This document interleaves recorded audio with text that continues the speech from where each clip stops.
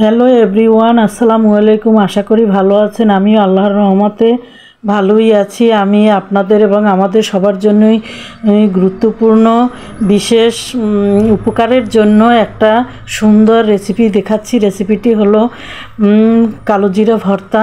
দেখেন, আমি প্রথমে ফ্রাই প্যানে কাঁচামরিচ, রসুন এবং পেঁয়াজ দিয়ে দিয়েছি।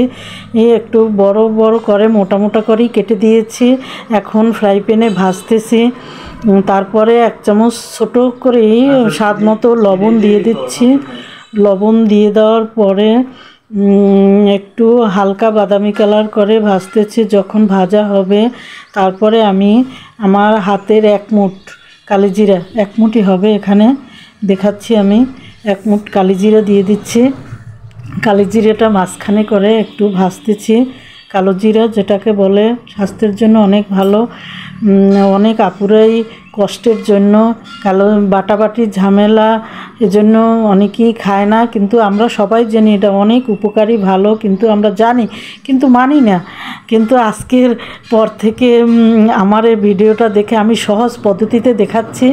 আমার ভিডিওটা দেখে আপনারা সবাই আপনাদের খাবার মেনুতে কালো জিরা ভর্তাটা রাখবেন। সাথে খিচুড়িও করতেছে। আজকে বৃষ্টির দিনে আমরা খিচুড়ি, কালো জিরা ভর্তা এবং ডিম ভাজি করব, সবই আপনাদের দেখাচ্ছি। কালো জিরা একটু হালকা ঠান্ডা করে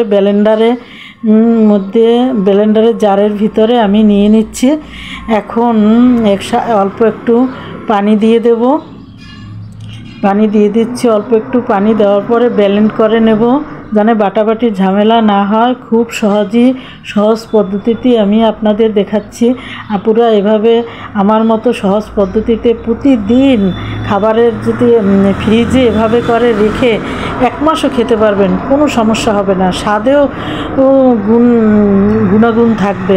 তারপরে ফ্রাই প্যানে একটু তেল দিয়ে ব্লেন্ডার করা কালো জিরাটা যে পেস্ট করেছিলাম ওটা ঢেলে দিচ্ছি। দিয়ে দিলাম। ঢেলে দেওয়ার পর ভুনা করতে থাকবো।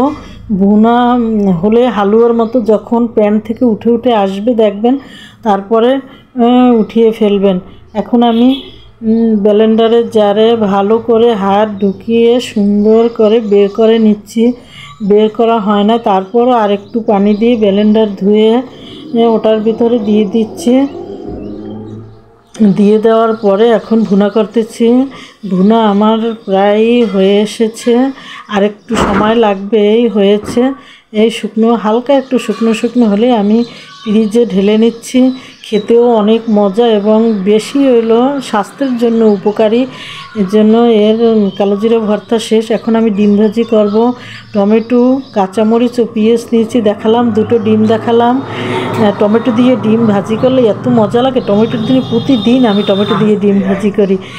এবং হ্যাঁ, টমেটো যখন কাটবেন তখন মধ্যে টমেটোর রসটা চিপড়ে ফেলে দেবেন এবং হাত দিয়ে কখনো এটা মাখবেন না, তাইলে নরম হয়ে যাবে। ডিম উল্টানো যায় না। আমি কখনোই ডিম এমনিও যদি ভাজি তাইলে কখনো হাত দিয়ে আমি চটকাই না, চামচ দিয়ে শুধু করি। আমার মতো এইভাবে করবেন, দেখবেন ডিম উল্টাতেও সহজ, খেতেও মজা। ডিম নরম হয়ে যায় না, তেনিয়ে যায় না, অনেক ভাল লাগে।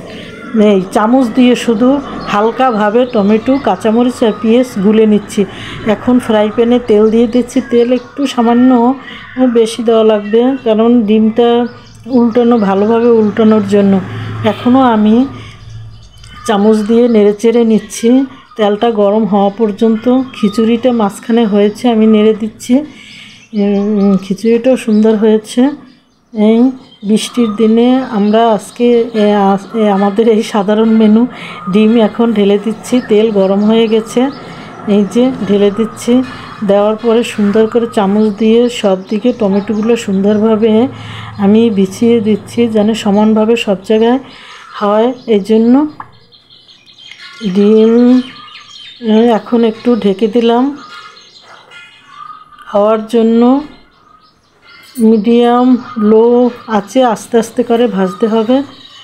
ভাজা হয়ে গেছে, এখন উল্টিয়ে দিচ্ছি। দেখেন সুপ্রিয় ভিউয়ার্স, কত সুন্দর আমি উল্টিয়ে দিলাম। ডিম ভাজি দেখতে কত সুন্দর হয়েছে, খেতেও ইয়ামি। এখন আমি এই যে পরিবেশনার পালা। ডিম ভাজি, কালো জিরা, পেঁয়াজ, কাঁচামরিচ, টমেটোর সালাদ এবং সর্বশেষে খিচুড়ি। দেখালাম। ইয়ামি হয়েছে, অনেক ইয়ামি হয়েছে, স্বাদ হয়েছে। এই কালো জিরা, তারপরে খিচুড়ি ইয়ামি হয়েছে, স্বাদ হয়েছে।